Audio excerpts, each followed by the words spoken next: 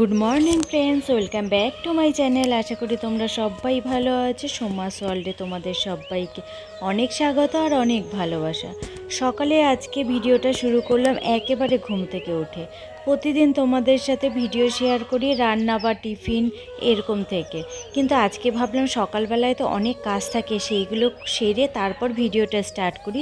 তাই আজকে ভাবলাম যে সকালে ঘুম থেকে উঠেই ভিডিওটা স্টার্ট করা যাক।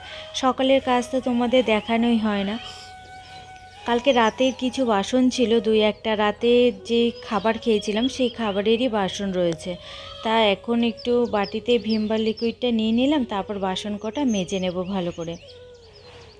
রাত্রিবেলায় বাসন অনেক সময় মেজে রাখি, অনেক সময় মেজেও রাখি না। কালকে অল্প কটা বাসন ছিল বলে আর মাজিনি, না হলে বেশি বাসন যদি থাকে, যে সন্ধ্যের টিফিনও মাজা হয়নি, আবার এদিকে রাতের বাসনও জমে গেছে, তাহলে আমি সেই বাসনগুলো আবার মেজে রাখি।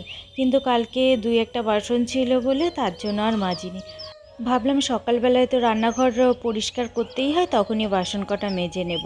এক এক দিন যেন তো ইচ্ছে করে না বাসন মাজতে, এর জন্য রয়েই যায়। আর মেজে নিলে সকালবেলায় একটুখানি সুবিধা হয়, রান্নাঘরটা একটু মুছে নিয়ে তারপরে এই টিফিনটা বানিয়ে ফেলতে পারি।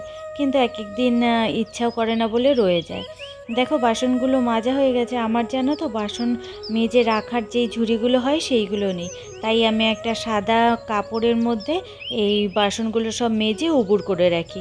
তাতে জলটাও ঝরে যায় আর বাসনগুলো চটপট রেখেও দেওয়া যায়। যতই তুমি রান্নাঘর পরিষ্কার করে রাখো না কেন রাত্রিবেলাতে, কিন্তু সকালবেলা উঠে সব কিছু আবার একবার করে পরিষ্কার করে নিতে হয়, তাই না বলো? আমার তো করতেই হয়, না হলে না আমার কেমন যেন লাগে যে পোকামাকড় হেঁটে গেছে না কি গেছে, এই কারণে। দাঁড়াও, এবার ফ্রিজ থেকে ভাত আর পনিরটা বের করে নিই। পনিরটা হয়েছে অনেক দিন এনেছি, কিন্তু খাওয়াই হচ্ছে না। দাঁড়াও তো একবার দেখি পনিরটা ঠিক আছে কি না। অনেক দিন তো হয়ে গেল, ভালো আছে কি না কে জানে। না, ভালোই আছে গো। দাঁড়াও পনিরটা কেটে নিই। আর পনিরটা কাটতে গিয়ে দেখেছি কি, তোমার পনির যেমন একটুখানি জল জল ভাব থাকে, কিন্তু এই পনিরটা অনেক দিন রাখাতে মনে হয় কেমন ছানা ছানাই হয়ে গেছে। পনিরটা না কেমন গুঁড়ো গুঁড়ো হয়ে যাচ্ছে। অনেক দিন রয়েছে তো ফ্রিজে, এই কারণেই মনে হয়। পনির আনি ঠিকই, রায়ের জন্য খুব কমই আনা হয়।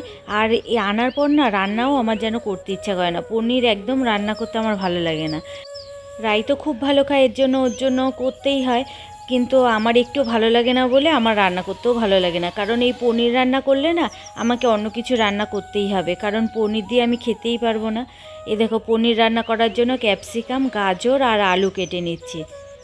ঘরে আর কি যে কটা সবজি ছিল, বিনস দিলেও ভালো লাগে, ফুলকপি দিলেও ভালো লাগে, কিন্তু ঘরে যে কটা সবজি ছিল সে কটা দিয়েই আমি রান্না করব আজকের পনিরটা।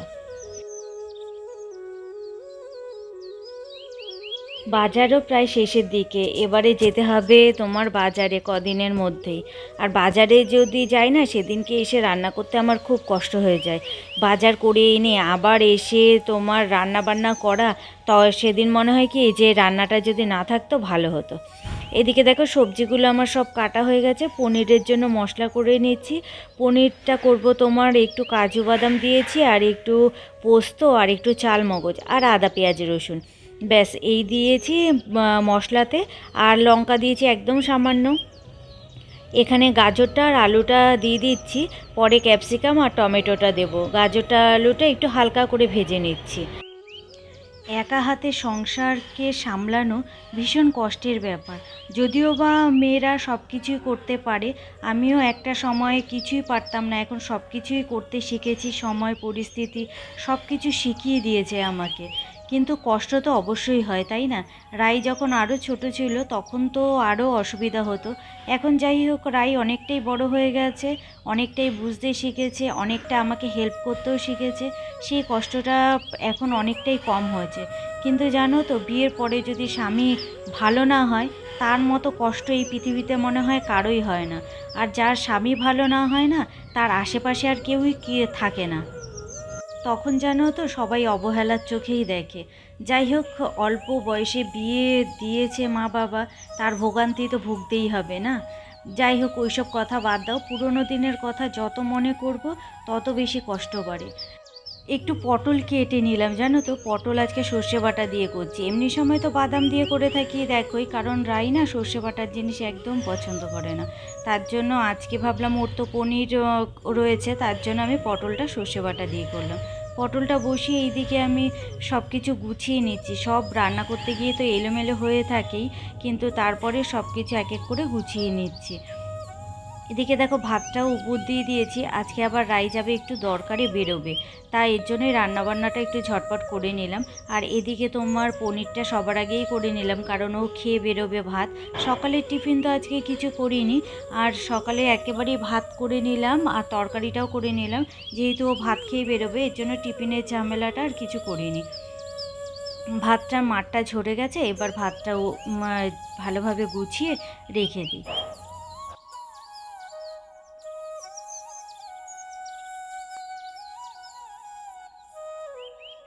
রাই ওদিকে স্নান করতে চলে গেছে, আর এদিকে ওর ভাতটা বেরিয়ে একটু ঠান্ডা করতে দেব। ভাতটা এইমাত্র উপর থেকে তুললাম, তো ভাতটা খুব গরম। আর এই গরমের মধ্যে দেখবে গরম খাবার খেতে একদমই ভালো লাগে না। তার জন্য ভাতটাও বেড়ে নিলাম, আর এদিকে তরকারিটাও ওকে দিয়ে দিচ্ছি। ও পনিরের তরকারি দিয়েই খেয়ে যাবে। আর এদিকে আমিও ভাবছি কটা ভাত খেয়ে নেব। সকালে টিফিন হয়নি বললামই তো তোমাদের। আর সকালে টিফিন যেহেতু হয়নি, খিদেও তো পেয়েছে। পেট তো টিফিন করেনি বলে আর চুপচাপ থাকবে না, পেট তো সাড়া দেবেই যে খিদে পেয়ে গেছে। আমিও কটা ভাত খেয়ে নেব।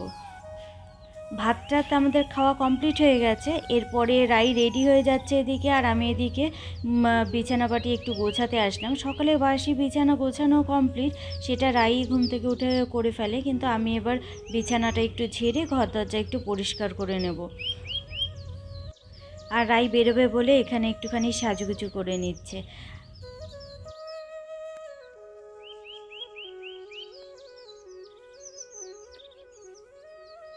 সকালে যখন বিছানা তোলা হয় তখনই বিছানাটা একবার ঝাড় দেওয়া হয়, কিন্তু তারপরেও আমি না রান্নাবান্নার মাঝে একবার এসে ঘর দরজাটা একটুখানি গুছিয়ে নিই। আর ঘর দরজা না আমার সবসময় একটু গোছানো গাছানো বেশি ভালো লাগে। আর একটা জিনিসই আমার জানোই তো অপছন্দের কাজ, সেটা হলো জামা কাপড় গোছানো। এই যে কালকে এগুলো কেচে মেলে দিয়েছি, সেই জামা কাপড়গুলো আর তুলিনি। সকালবেলাতেই আমি প্রতিদিন তুলি, বিকেলবেলা খুব কম তুলি। বিকেলবেলা না আমার একদম জামাকাপড় তুলে আবার গোছানো গাছানো একদমই ভালো লাগে না। একবারে সকালবেলাতেই তুলি, তুলে একবারে গুছিয়ে যে কটা জামাকাপড় যেখানে থাকে সেখানে রেখে দিই। আর দেখো বাইরে এখন জামাকাপড়গুলো সব গুছিয়ে নেব, সেগুলো নিয়ে ঘরে চলে আসলাম। রাইকে বললে রাই জামা কাপড় গুছিয়ে দেয়, রায়ের জামা কাপড় গোছানো আবার আমার পছন্দ হয় না।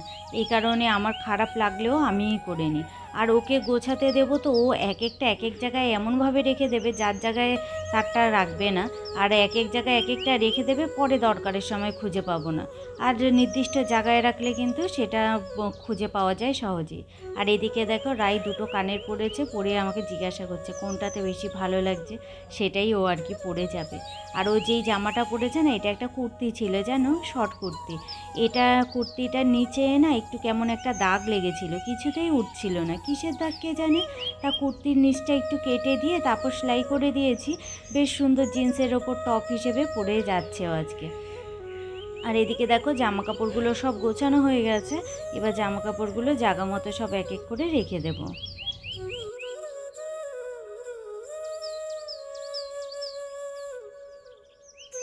আমার এদিকে ঘরের টুকটাক কাজ হয়ে গেছে, ঘরটা শুধু ঝাড় দেব। আর ঘরটা না সকালবেলায় রাই মুছে ঝাড় দিয়ে গেছে, তবু আমি বিছানাটা ঝাড়লাম তো, একবার একটু না ঝাড় দিলে আমার যেন ভালো লাগবে না। আর এদিকে দেখো রাই বেরিয়ে যাচ্ছে, তাই ওকে বলে দিচ্ছি তাড়াতাড়ি বাড়ি ফিরতে। আর একটা দরকারেই যাচ্ছে, একবারে টিউশনি পড়িয়ে তারপরে বাড়ি ফিরবে। সারাদিন বাড়িতে আমি একা একাই থাকবো। মাঝে মধ্যে না এরকম একা একা থাকতে আমার ভালোও লাগে, আবার কিছু কিছু সময় ভালো লাগে না, মনে হয় বাড়ি থেকে মাকে যদি নিয়ে আসি তাহলে খুব ভালো হয়। নাহলে রাইতো যদি এরকমভাবে কলেজ খুলে গেলে পরে এরকম তো কলেজে চলে যায়, যেদিন টিউশনি থাকে টিউশনি পড়িয়ে, তারপর টিউশনি পড়া থাকলে পড়ে তারপরে বাড়ি আসে। তাতে আমার সারাটা দিন একা একা থাকতে হয়, তাতে না আমার ভালো লাগে না। কিছু কিছু সময় ভালো লাগলেও সব সময় ভালো লাগে না। কাজ তো এখনো শেষ হয়নি বন্ধু। ওইদিকে ঘর দরজা গোছালাম, কিন্তু এদিকে রান্নাঘর তো পরিষ্কার হয়নি। রান্নাঘর না পরিষ্কার করে স্নানও করতে পারছি না। রান্নাঘরটা পরিষ্কার করে তারপরে যাব স্নান করতে। স্নান করে এসে দেব পুজো, তাহলেই মোটামুটি কাজ শেষ। আর সবচেয়ে বেশি কী অসুবিধা হয় জানো তো? ওই রাই যখন চলে যায় দুপুরবেলা একা একা খেতে হয়, সেটাই আমার একদম ভালো লাগে না, একা একা খেতে। এদিকে দেখো মশলা করতে গিয়ে না মিক্সিটার মধ্যে একটু পড়েছে, তাই ভাবলাম একেবারে যখন গ্যাসটা পরিষ্কার করছি সাথে মিক্সিটাও একটু পরিষ্কার করে নিচ্ছি। আর মশলার জলগুলো পড়ে না চারিদিকে হয়েছেও, এর জন্য বিচ্ছিরিও লাগছে। তা গ্যাসটা ভালো করে মুছে নিয়ে তারপরে স্নান করতে চলে যাব। আর ওই যে সাইডে দেখছো না বাটিটা, বাটিটার মধ্যে সেই চাল এনেছে, আজ থেকে 3 মাস হয়েছে আগে। ওই চালের কিছুটা পড়ে গেছিলো নিচে, ওটাই বাটিতে করে তুলে রেখেছিলাম যে ঝেড়ে পরিষ্কার করে তারপর রান্না করে ফেলবো। সে ঝাড়তে আমি আর পাচ্ছি না। সময় নেই বললে ভুল হবে, সময় কিন্তু অঢেল রয়েছে, কিন্তু আমি ওই কাজটাই করতে আমার একদম ইচ্ছে করছে না, খুব আলসেমি লাগছে। আজ করব না কাল করব এরকম করে করে করাই হচ্ছে না। তা বাটির মধ্যেই চালটা রয়ে গেছে। এবার দেখি একদিন সময় সুযোগ করে ভালোভাবে চালটা পরিষ্কার করে নিতে হবে, না হলে তো চালটা খাওয়াও হচ্ছে না। এরপরে চালটা নষ্টই হয়ে যাবে এরকম করতে করতে। আর এদিকে দেখো তোমার রান্নার বাসনগুলো অনেকগুলোই বেরিয়েছে, আবার এদিকে সকালবেলা খাবার বাসনগুলো আর দুটো কড়াইতে যেহেতু রান্না করেছি এর জন্য দুটো কড়াই সবই এখন একবারে মেজে নেব। মেজে রান্নাঘরটা তো পরিষ্কার হয়েই গেছে, তারপর চলে যাবো স্নান করতে। আর ওপরে দেখেছো প্লাস্টিক রাখা রয়েছে তোমার কলটার ওপরে, ওখানে না আমি একটা প্লাস্টিক রেখে দিই, যত যা ময়লা ওর মধ্যে ফেলার পরে তারপরে ময়লার বালতিতে ফেলি। অনেকক্ষণ পর তোমাদের সামনে আসলাম কথা বলতে। আর চলো তোমাদেরকে দেখিয়ে দিই। আর এমনি তো সমস্ত কাজ হয়ে গেছে, রাই তো ঘর দরজা ঝাড় দিয়ে মুছে তারপরে গেছে হলো একটা দরকারি কাজে। আর তোমার আমার শুধু এখন স্নান করে পুজো দিলেই হয়ে যায়। তার আগে তোমাদেরকে দেখিয়ে দিই কী কী রান্না করেছি। চলো, এটার মধ্যে ভাত আছে, ভাত আর কি দেখাবো। এই যে ভাতে একটু খাওয়া হয়ে গেছে, রাই খেয়ে বেরোলো আর আমিও খেয়ে নিয়েছি। সকালে যেহেতু আজকে কোনো টিফিন হয়নি তাই ভাত খাওয়া হয়েছে। আর এখানে হলো এই যে ভেন্ডি ভাজা করেছি। আর এটা হলো পটল করেছি সর্ষে বাটা দিয়ে, আর ওপরের দিয়ে একটু ধনেপাতা দিয়েছি। আর এটা করেছি তোমার পনির অনেকটাই খাওয়া হয়ে গেছে, সকালের খাবারে রাই খেয়ে নিয়েছে অনেকটাই। তোমার হলুদ ছাড়া কিন্তু করেছি। আমার জানো তো ফুল রাখার জন্য পিতলের ঝুড়ি আছে, কিন্তু সেটা ব্যবহারই করি না, কারণ এই প্লাস্টিকের মধ্যে করেই ফুলটা রাখতে হয়, না হলে তো শুকিয়েই যায়। এই কারণে প্লাস্টিকেই রাখতে হয়। চলো তাহলে পুজোটা আমি দিই। আজকের মতো ভিডিওটা তাহলে এখানেই শেষ করছি। তোমাদের যদি ভালো লেগে থাকে তাহলে প্লিজ একটা লাইক করো, কমেন্টস করো। আর যদি খুব ভালো লেগে থাকে তাহলে তোমাদের বন্ধুদের সাথে শেয়ার করো। আর তোমাদের সাথে দেখা হচ্ছে তাহলে অন্য কোনো দিন অন্য কোনো ভিডিওর সঙ্গে। আজকের মতো টাটা।